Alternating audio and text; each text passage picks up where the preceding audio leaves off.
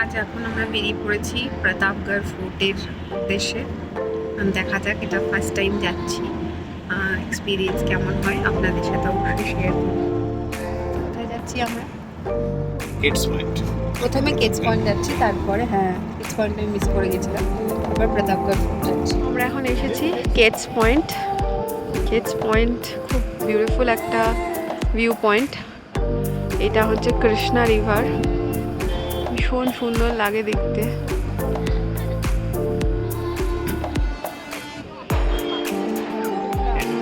काय sir? आणि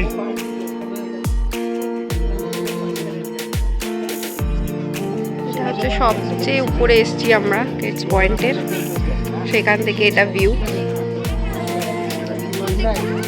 হাঁপিয়ে গেছে, ওকে একবার জল খাওয়াতে হবে গিয়ে।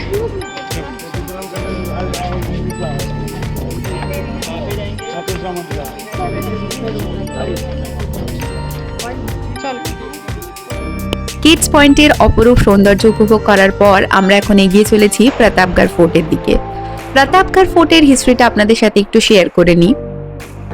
1656-এ শোনা যায় এই দুর্গ প্রতিষ্ঠিত হয় এবং এর তত্ত্বাবধানে থাকেন শিবাজী মহারাজের প্রধানমন্ত্রী।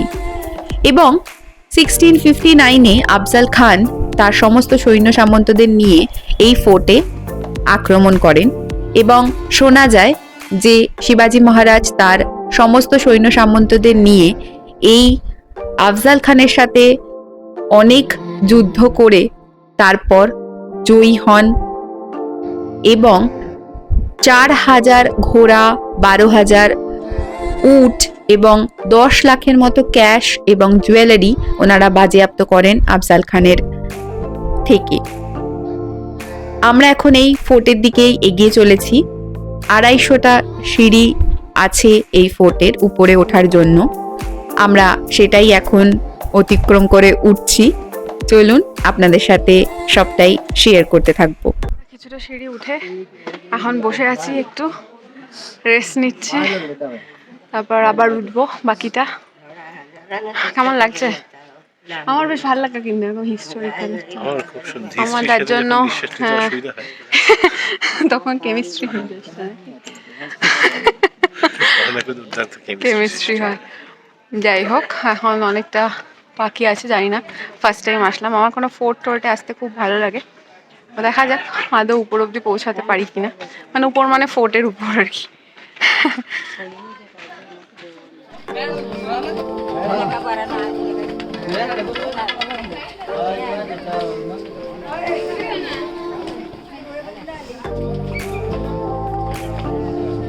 অ্যাট লাস্ট 250টা সিঁড়ি টপকে আমরা এখন মোটামুটি এন্ট্রান্সে এসে পৌঁছেছি। এন্ট্রান্স এই একটা কামান রাখা ছিল এবং তারপরে বেশ অনেকটা জায়গা আবার ফাঁকা এবং তারপরে আবার কিছুটা সিঁড়ি ছিল। তো বেশ ভালোই লাগছিল। অনেক স্কুল স্টুডেন্টসরা সেখানে এসেছিল এক্সকারশনের জন্য, নিয়ে আসা হয়, কেননা এটা শিবাজী মহারাজের একটা খুব দৃষ্টান্তমূলক স্থান, সেই কারণে। চলুন উপভোগ করা যাক প্রতাপগড় ফোর্ট।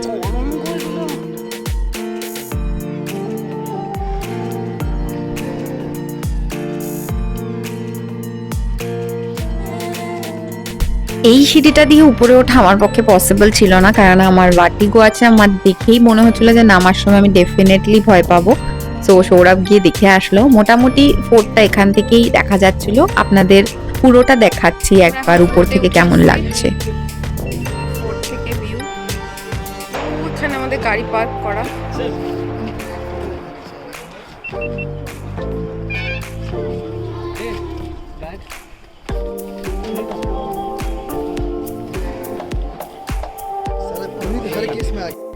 ডিসেম্বর মাস, কিন্তু গরমে গলা যেন একেবারে শুকিয়ে গেল।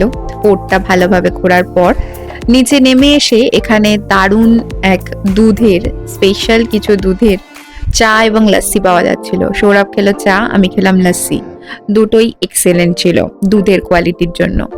তারপর আমরা এখান থেকে চলে গেলাম শিবকালীন ভিলেজে, যেটা শিবাজী মহারাজের টাইমে যেরকম গ্রাম হতো সেরকম অনুকরণ করেই এই গ্রামটা বানানো ছিল।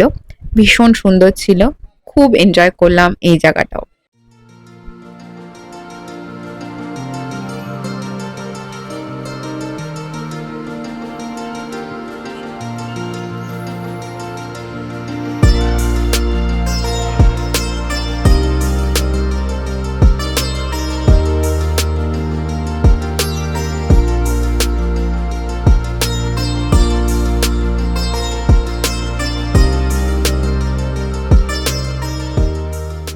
দারুণভাবে এনজয় করলাম প্রতাপগড় ফোর্ট এবং শিবকালীন ভিলেজ। তারপর আমাদের আজকের প্ল্যান ছিল যে আমরা লাঞ্চ কাম ডিনার করব, কেননা আমরা অনেক লেট লাঞ্চ করছিলাম। তো আমাদের ক্যাফে পিটারে খাবার ইচ্ছাই ছিল। প্ল্যান ওয়াইজ আমরা সেখানেই এসে পৌঁছালাম। এটা ওল্ড মহাবালেশ্বরের পুনাম চকেই। তো সেখানেই আমরা চলে গেলাম আজকের লাঞ্চ কাম ডিনার করতে।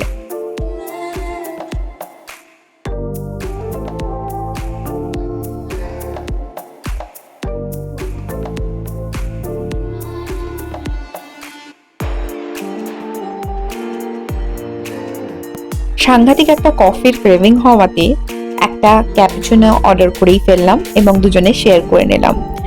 দেন আমরা খাবারটা অর্ডার দিয়ে দিয়েছিলাম। খাবার ছিল খুব ফেমাস বার্মিশ একটা ডিশ, যার নাম খাওসুই। এটা ভেজ খাওসুই ছিল, ভীষণ টেস্টি ছিল, আমার দারুণ লেগেছে। আমি পরে আবার খাওসুই ট্রাই করতে চাইবো। এবং আরেকটা ডিশ আমরা অর্ডার করেছিলাম, যেটা কোরিয়ান একটা ডিশ, গো চু জ্যাং রোস্টেড স্টেক। এই নামটা আপনাদেরকে কি করে আমি বলতে পারছি তার কারণটা পরে দেখাচ্ছি। এটাও বেশ ভালো ছিল, বাট খাওসুই অনেক ভালো ছিল, ভীষণ টেস্টি ছিল। এটা দুটো ডিশই আমরা বেশ ট্রাই করলাম। এবার আমরা বিভিন্ন ধরনের কুইজিন ট্রাই করে বেশ মজা লাগছিল। যে অনেক তো বাঙালি খাবার, নর্থ ইন্ডিয়ান, সাউথ ইন্ডিয়ান খাবার খেয়েছি, বাট এই ধরনের খাবার বেশ ভালো লাগে। দেখুন নামটা কিভাবে বলতে পেরেছিলাম আপনাদের। তারপরে এসে গেল চকলেট মুস সিজলার। ব্যাস, এটা দিয়েই ছিল আমাদের আজকের দিনের এন্ড। ফাইনালি আমরা এসেছি এখানে। এখন এই যে বাঁধাকপি, উপর থেকে আমি এগুলো দেখতাম। এই যে টমেটো, দেখো টমেটো হয়ে আছে, সব কাঁচা টমেটো। আর এই যে স্ট্রবেরি, স্ট্রবেরি হয়ে আছে গাছে। চলো ওদিকে, কি ভালো লাগছে দেখো টমেটো গুলো। চলো,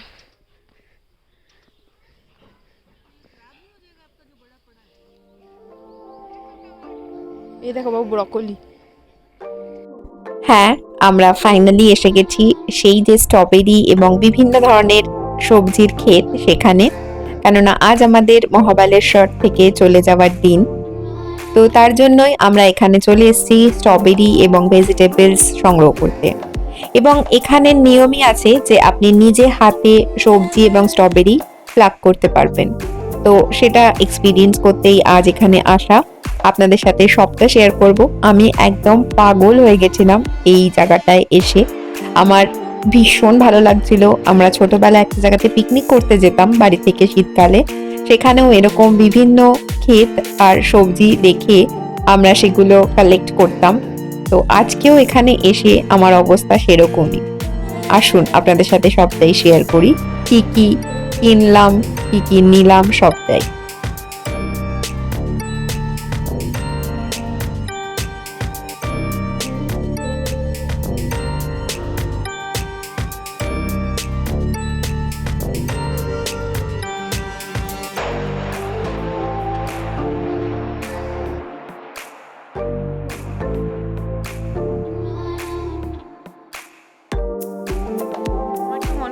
সব এখান থেকে উঠিয়ে নিয়ে চলে যাই, এত ভালো লাগছে।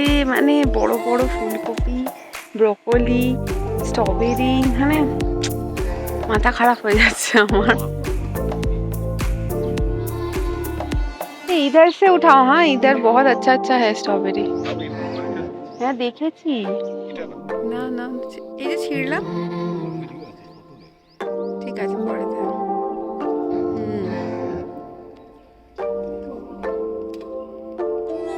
মামা এটা কি লে?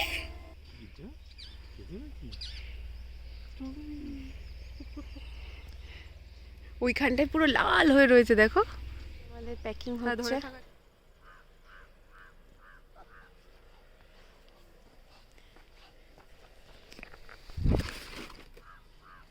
মিষ্টি হয়, মে মাসে আসতে হবে আপনাকে।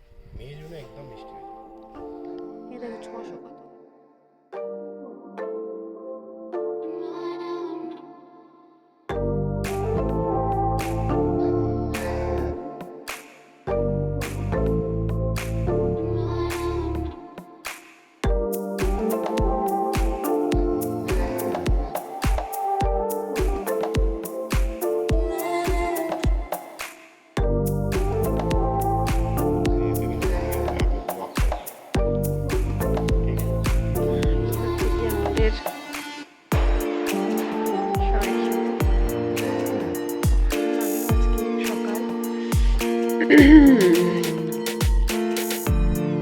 এবার রুমটা ছেড়ে দিচ্ছি। আমাদের হয়ে গেল মহাবালেশ্বরের ট্যুর।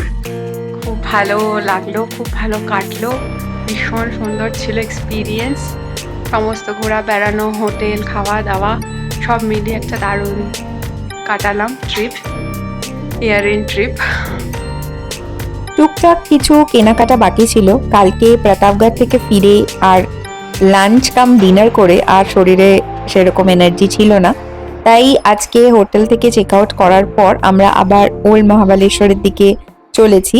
কিছু টুকটাক জিনিসপত্র কিনে লাঞ্চ করে তারপর আমরা মুম্বাইয়ের উদ্দেশ্যে বেরোবো। কিছু টুকটাক শপিং ওপিং, এখানের ফাজ খুব ফেমাস, তো একটা দোকানে আমরা যাব, ফাজ নেব। এই জায়গাটার নাম পুনাম চক, ফেমাস মার্কেট প্লেস মহাবালেশ্বরের, ওল্ড মহাবালেশ্বরের। খুব ভালো ভালো জিনিসপত্র এখানে কিনতে পাওয়া যায়।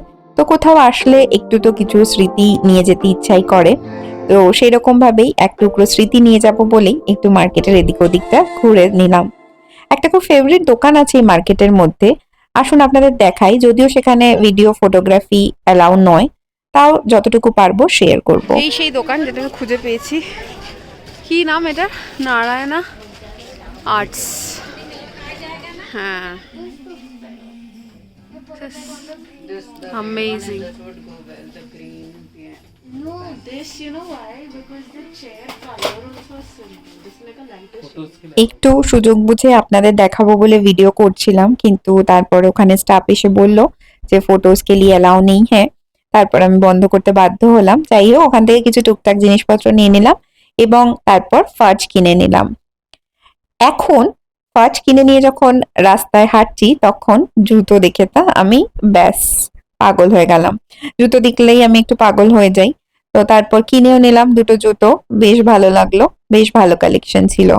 তারপরে আমরা চলে আসলাম আবার গ্রেভ ভাইনে। আপনাদেরকে আগেই বলেছিলাম, গ্রেভ ভাইনের ওনার আমাদেরকে বলেছিল যে আপনারা প্লিজ মহাবালেশ্বর থেকে যাওয়ার আগে আসবেন, আমি একটা ফেমাস পার্সি ডিশ আপনাদেরকে খাওয়াবো। তো সেই মতোই আমরা লাঞ্চটা যখন করতেই হবে আর যখন এই এরিয়াতেই রয়েছি, আমরা আবার গ্রেভ ভাইনে এসে উপস্থিত হলাম। আসুন আপনাদের সাথে শেয়ার করে নিই কি পার্সি ডিশ আমরা আজকে ট্রাই করলাম। আমরা আবার গ্রেপ ভাইনে চলে এসেছি, বাট এবার আমরা আউটসাইডে বসেছি, কেননা আমাদের উইঙ্কু আমাদের সাথে আছে, তার জন্য আমরা আর ভেতরে যাইনি। আমাদের ওনারের সাথে আগের দিন কথা হয়েছিল, একটু বলো কি কথা হয়েছিল, কি খাওয়ার ব্যাপারে? তো মাটন ধানসাক আর উইথ উনি একটা সাজেস্ট করেছিলেন আমাদের টাইগার প্রন পাতিয়া। তো এগুলো সবই পার্সি ফুড, আমরা ট্রাই করতে চলে এসেছি। আজকে আমরা মহাবালেশ্বর থেকে চলে যাচ্ছি। সো হ্যালো মাম্মা, হ্যালো মাম্মা, হ্যালো হ্যালো, ওলি বাবা রে। এটা হচ্ছে প্রন পাটিয়া, সাথে মাটন ধানসাক আর পার্সি ব্রাউন রাইস, কাচুম্বার। এটা হচ্ছে কি আজকে আমাদের লাঞ্চ। দেখা যাক কীরকম হয়।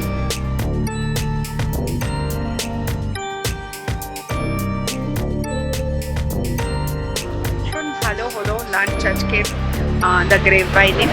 আমরা ধানসাক ট্রাই করলাম, mutton dhansak with Parsi brown rice. আর উনি ওনার একজন সাজেস্ট করেছিলেন যে একটা ডিশ প্রন পাটিয়া, ওটাও খেলাম, ভীষণ ভালো ছিল। আর একটা স্যালাডও নিয়েছিলাম আমরা, প্রন স্যালাড, প্রন ককটেল। তো সব মিলিয়ে একটা দুর্ধর্ষ এক্সপিরিয়েন্স হলো আমাদের। তো আজকে এইবার রওনা হব, আর সেরকম কিছু নেই, তবে একবার একটু চিজ ফ্যাক্টরিতে যাওয়ার ইচ্ছা আছে, সেটা যদি হয়ে যায়। এখন আমরা স্টার্ট করছি আর কি এখান থেকে, আর কিছুক্ষণের মধ্যেই দেখা যাক কখন বাড়ি পৌঁছাই। ভীষণ সুন্দর একটা ট্রিপ ছিল, খুব এনজয় করলাম ট্রিপটা। মুম্বাইতে আমরা ঠান্ডা পাই না, তো মহাবালেশ্বর হিল স্টেশন, এখানে এসে সেই ঠান্ডাটাও এনজয় করলাম। সব কিছু মিলিয়ে মিশিয়ে একটা কমপ্লিট এক্সপিরিয়েন্স হলো আর কি।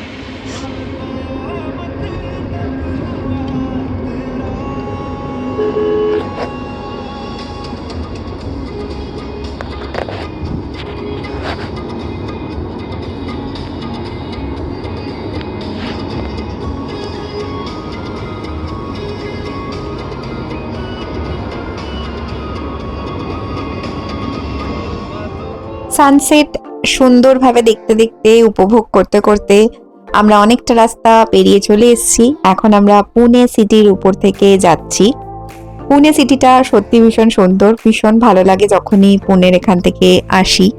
এটা পুনে মুম্বাই হাইওয়ে, বেশ ভালো লাগছিল এবং আমরা ভাবছিলাম এবার একটা টি ব্রেকের খুব নিড আছে, তো সেই টি ব্রেক নেওয়ার কথাই আমরা ভাবছিলাম। কিন্তু এক্সপ্রেসওয়েতে তো সবসময় ভাবলেই এরকমভাবে ব্রেক নেওয়া পসিবল না, কারণ অনেকটা স্ট্রেচ একভাবে চলতে থাকে।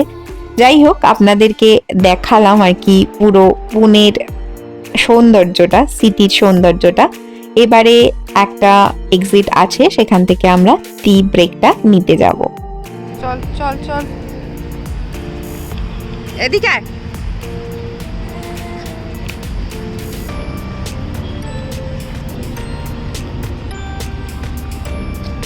কিলে মাম্মা, টি ব্রেক নিচ্ছিস? Tea break? গাড়ি চালিয়ে হাঁপিয়ে গেছিস? আমরা এখন পুনের কামাত আছি, বিট্টাল কামাতে। এখানে এসছি আমরা একটা টি ব্রেক, ছোট্ট মতো হাইওয়ে, তাতেই আমরা যাচ্ছিলাম।